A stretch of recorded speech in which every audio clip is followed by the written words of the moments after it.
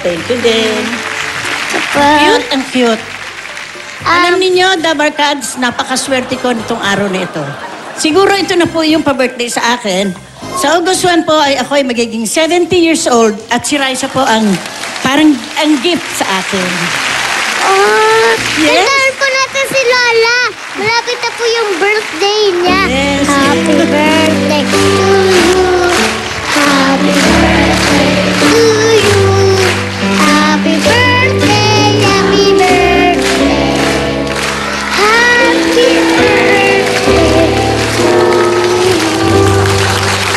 Salamat po ng maraming salamat po. Ayan, Lola. Opo. Di yung sinabing birthday niyo, di ako nakabili ng cake. Nangyari na lang po, ito yung cake. Oo. Bablo ko, anak. Bablo ko. Wish muna kayo, wish. Sa pa po, may kandila pa. Ayun. Happy birthday po, Lola. Thank you. Thank you. Ayan. Dahil birthday niyo po ngayon, maglalaro na po tayo ng picture o tanong. Yes. Picture. Ito po ha. Pili na po kayo ng picture. Ang ganda mo, Raisa. Maliit ka pa. Raisa May na ako. Pinapanood na kita. Thank you po.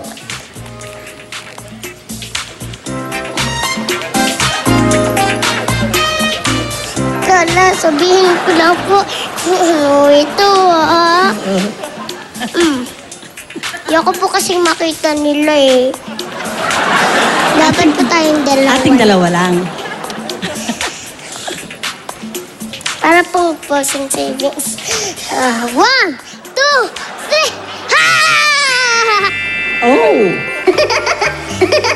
Ano po ito? Chicharon. Chicharon? Huwag po kayo masyadong kakain nito ha. Baka tumaas yung high blood nyo. Oo. Thank you. Ayan, mga The Barkads, chicharon po ba ito?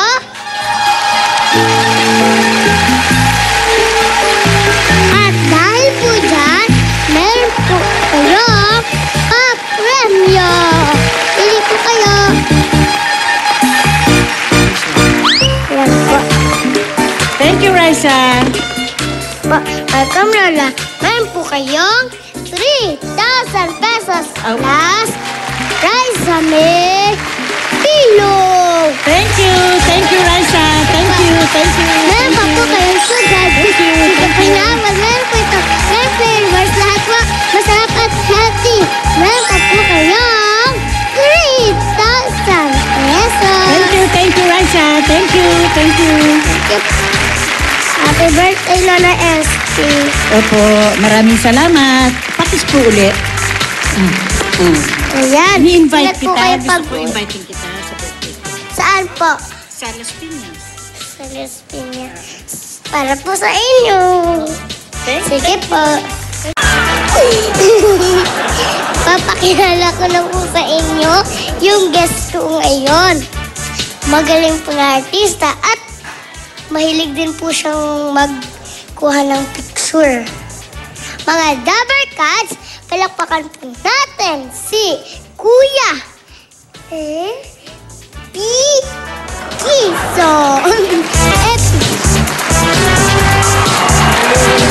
The Barkads! Hello!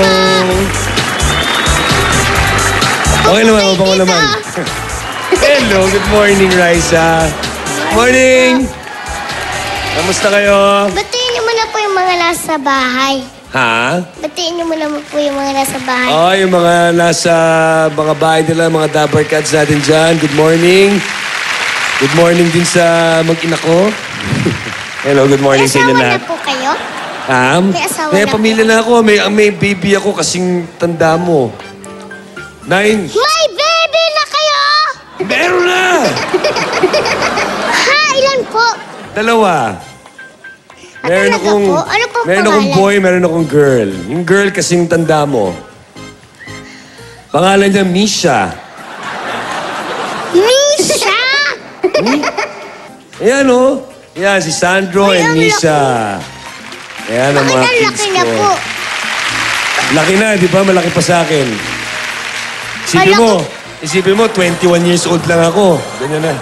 21 lang kayo! Ha? Di ba?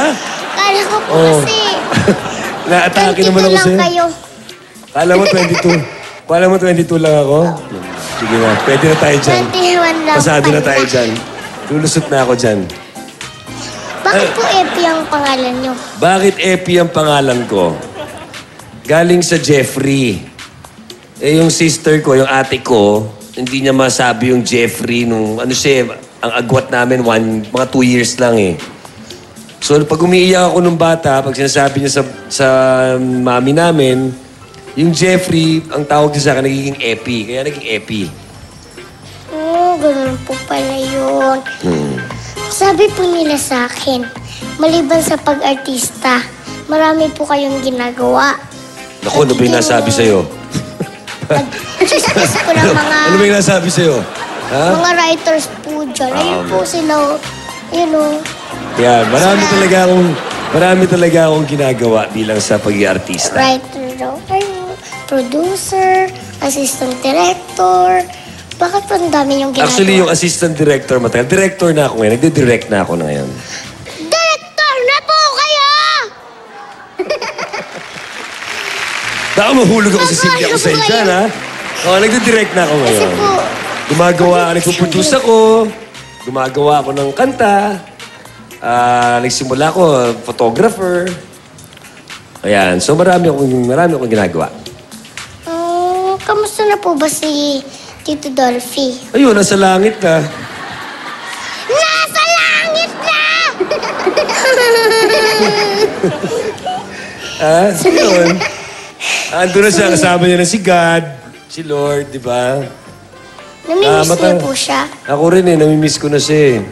Matagal-tagal ko na hindi siya nakikita, mga 2 taon na. Oh. 2 taon na siya nasa langit.